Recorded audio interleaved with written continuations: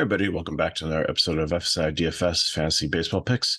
I'm your host, Megaro31. Happy Monday. Hope you had a good weekend. Just a reminder, there's still a chance to get into our 500th video sweepstakes. So go to our channel and search for that video in the Major League Baseball channel. And you can go in, look at the comments, and you'll see how to enter that. So got a lot of entries so far. It's going pretty cool. So we'll have that drawing Friday morning for you. So 8-game slate here. A couple maybe minor weather issues. DK was down this morning, so I'm sorry the video's getting out a little bit late. I couldn't go on there and make some builds for you. So, but it's up now and looks like it's good to go. So let's get into the slate. First game, Pittsburgh and Mets, maybe a little bit of rain, only about 30% chance, like really heavy rain, like 11, 12 o'clock, but I think they should probably get the game in before it's an issue. We're not playing either one of the pitchers, not Priester or Carrasco, even though Carrasco did a little bit better last time out. Really like the bats on both sides here.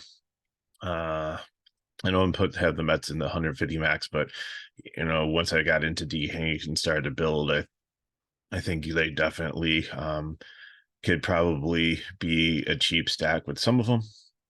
And Pittsburgh definitely is probably my favorite because I love targeting Carrasco, kind of reverse splitsy guys. So I think either side of the plate works for you. So Palacios, if he leads off, Zielinski, if he's in there, Rivera's, I've been a fan of since he came up from the Cubs and got picked up by Pittsburgh, has some power, consistent. And then you have your usual guys in McCutcheon and Reynolds, Hayes, who was pretty hot last week, Hayes.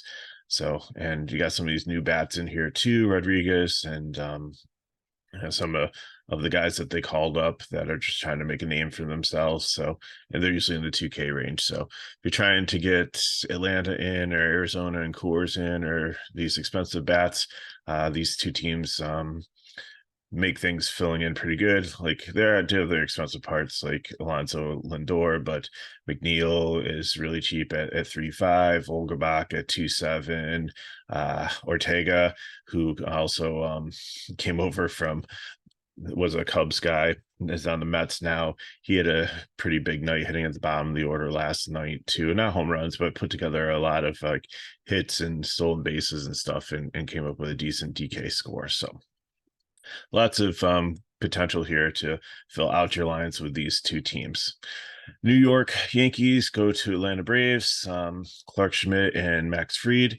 Schmidt has been pitching better recently, but there's no way that I would play him against the Braves unless it's a YOLO lineup. I know it's a small slate with smaller slate with 8 games. So 150 max, if you want to take one share on him and think you can maybe catch lightning in a bottle, then go for it. But Max Fried on the other side has been doing pretty well since he came back. But I think, they probably want to make sure he doesn't go too deep into games because they're wanting him to get some reps in before the playoffs, but there's no real reason to push him out there. So I think he'll be fine against the Yankees, but out of all the 4 top pitchers over 9K, he's probably my least favorite of them based on just the situation. Yankees bats, again, if you want to take a right-handed stack here, they have kind of philosophy leading off. We've seen Bader lead off before. We've seen Volpe lead off before. Just have to see who they put in the leadoff spot there. But Judge, Torres, Stanton, Bader, DeLemayhew, if he's back in, Higgy the catcher, even as a one-off, a cheap catcher at 2.7 there. There's definitely maybe Oswaldo Cabrera will also potentially lead off. So I think it's gonna be a full right-handed lineup against Fried, and so why not?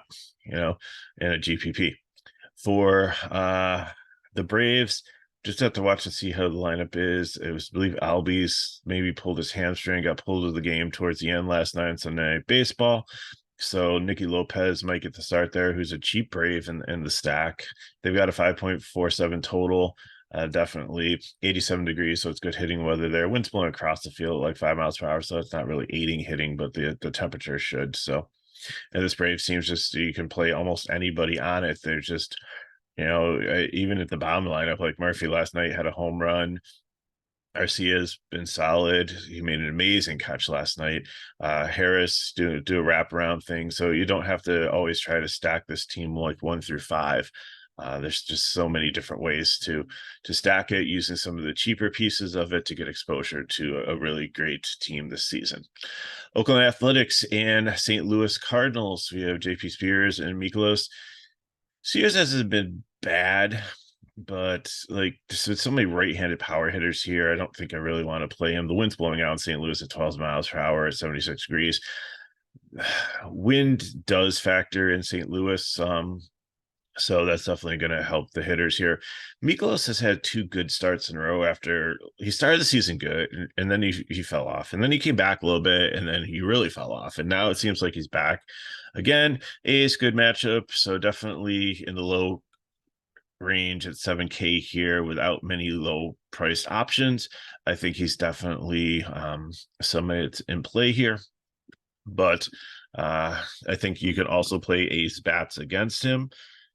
There's a lot of nice lefties here in Luke Bidet, in Seth Brown, and Lawrence Butler, who's only 2K, who got called up, is a huge prospect and power hitter, and he's somebody that you can just throw into your lineups and just as a punt. And if he hits a home run, I mean that's just, you really lose nothing. It's better to get a 0 with a 2K guy, I always say, than 0 with a 5K guy. So he's definitely somebody I'll be sprinkling into lineups to try to get the bats in that I want. St. Louis again against a lefty here. I don't know if I'd play Nootbaar, but he's okay lefty on lefty, but I'd probably stick with Goldschmidt, Arenado, Contreras. Tyler O'Neill is very cheap on DK and on FanDuel. Edmonds, a switch hitter here. Jordan Walker's got some power at 3K. Lucan Baker, if he's in the lineup too at 2K, also there's usually don't like to punt first base, even though I said like Rivera's is a good play at first base also, as a low priced person. So if it might make your lineup unique to take like Lucan Baker if he's there in your St. Louis stack over Goldschmidt and a GPP, and open up more salary, and you get a better pitcher or some better bats there. So just something to consider. Next up, we have Los Angeles Angels and Texas Rangers, Sandoval and Max Scherzer. Sandoval, no. Scherzer, I think, will be okay here. We've seen him struggle a little bit, and when he first came over, it was kind of the whole question is Max Scherzer done? Is he heading the way of like Wainwright and Carrasco and some of the other pitchers that have definitely had better days? Potentially, but then the next couple of starts, he was like, okay, like he gives up 3 runs in the first, and then he settles down and he goes like 6 innings and gets enough strikeouts to at least make value. So Angels have a dangerous lineup with left-handed hitters, especially Ohtani here. So I think he's my second favorite pitcher up here, but I don't know. Actually, I think I'm going to flip this around here after thinking about it. I think Max is still going to stay.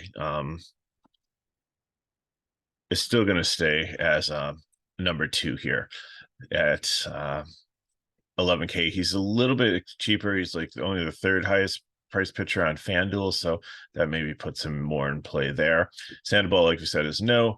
I'll definitely chase some Angel left-handed power here. Maniac leads off. Ohtani, Moustakas.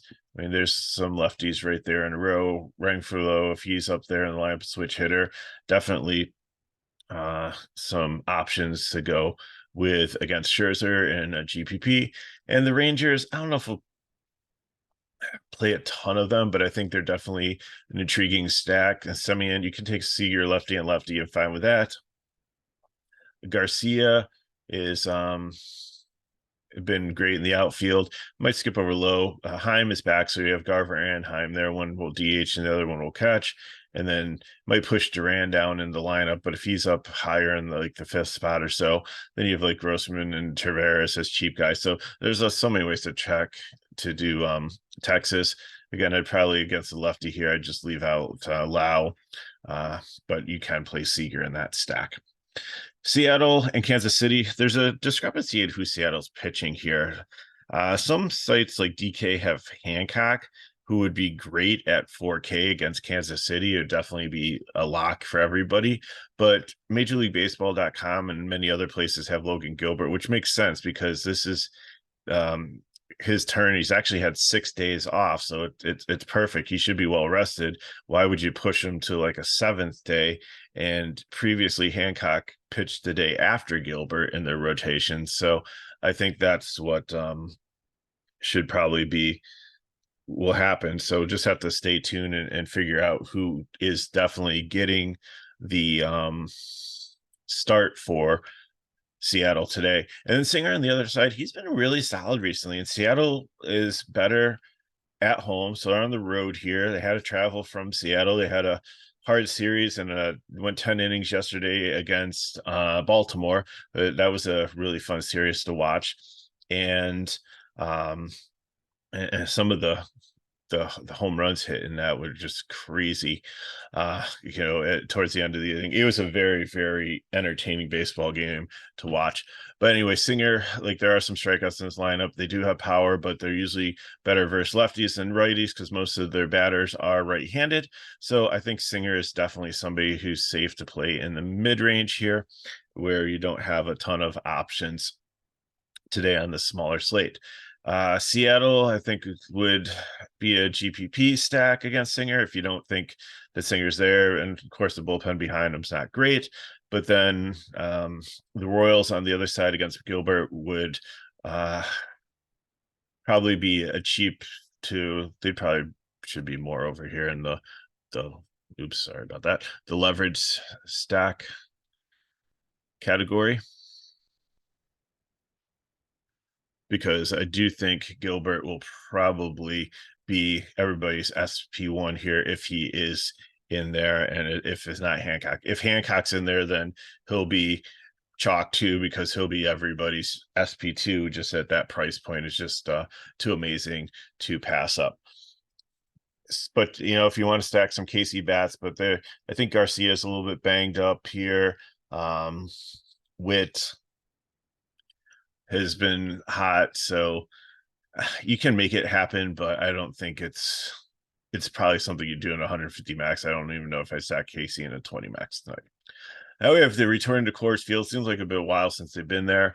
Mario Kelly coming back from the IL, but he just had was having like cramping issues in his hamstring and stuff, so he should be perfectly fine to go out there. And I think he's very intriguing against the Rockies here at 8-1. I think I put him as a YOLO, but I don't think it's crazy to play them because this Rockies team is just so watered down with like their offense. Even though they're in Coors Field, they have struggled there.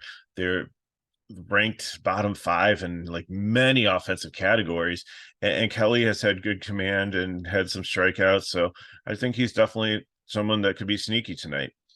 Flexen on the other side, we're not interested in at all at Coors Field.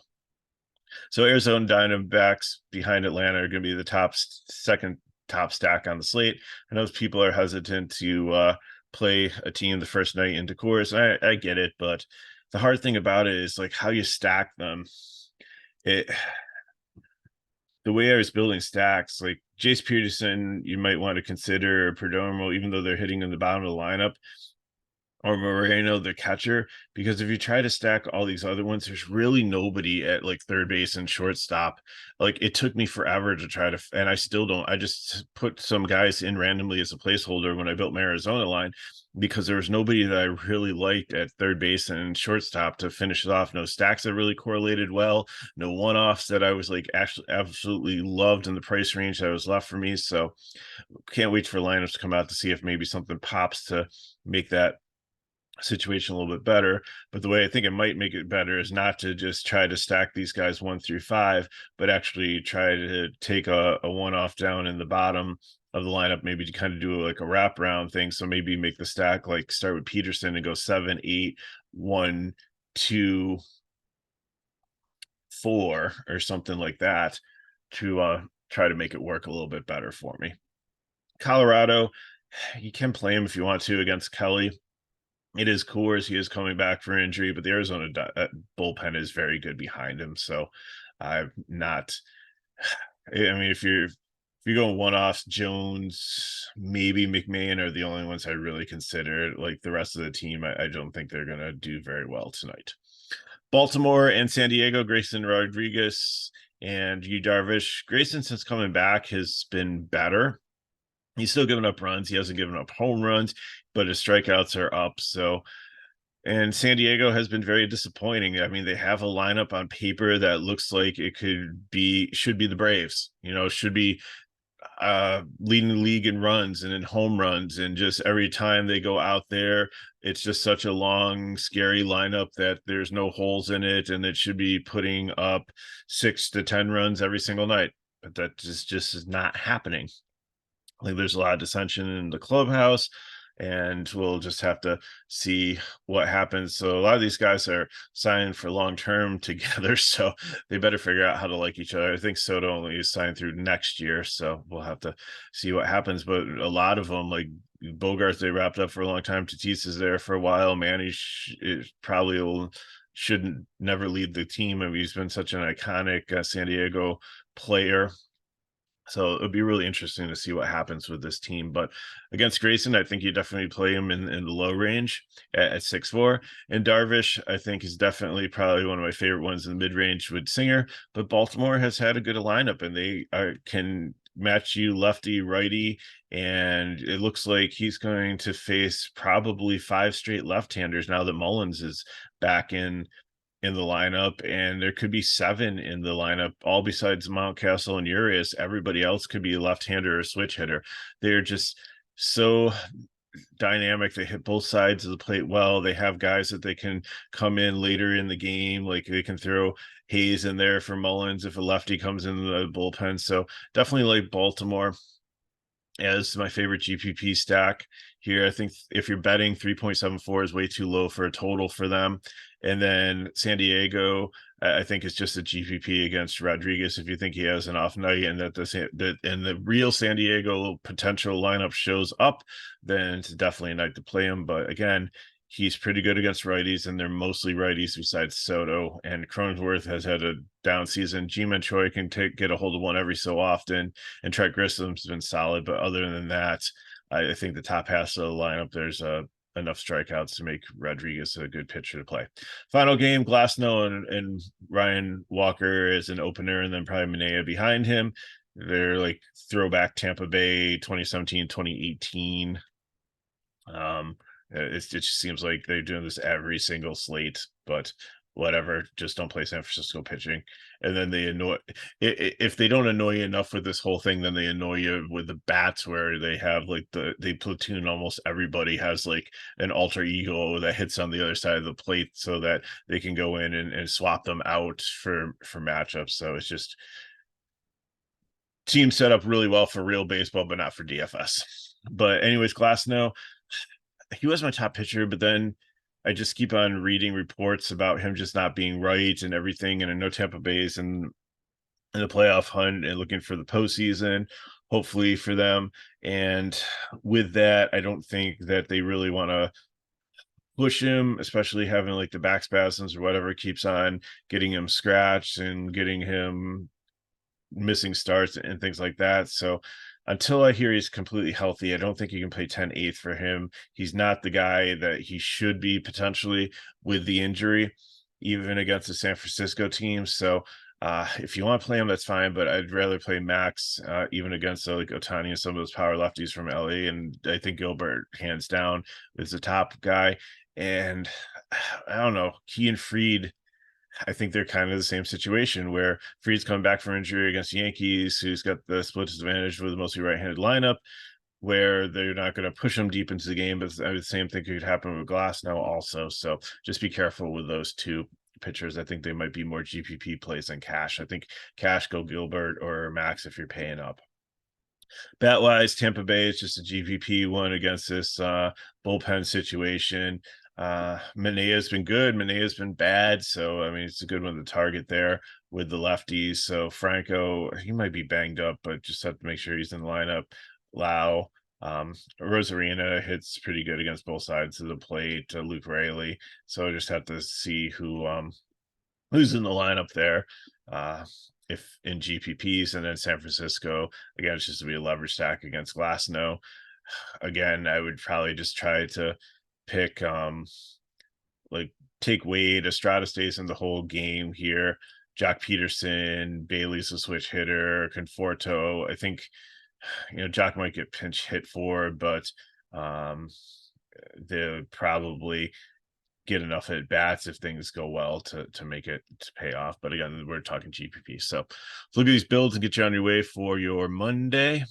Definitely taking Gilbert here. SP2, probably Singer, Mikolas, or G-Rod.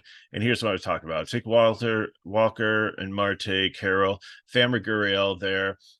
Marino at catcher makes a lot of sense to be your fifth guy, but I probably might take Perdomo or whoever plays third base, if it's Jace Peterson, if he's in there with a splits advantage, because then that opens up 2 outfield spots and it makes the stack a little bit easier to try to figure out here. But I'm going to throw Butler in there as a 2K guy because these Arizona bats are expensive, and that kind of opens up more salary for you to use. If you don't want to use them, that's perfectly fine.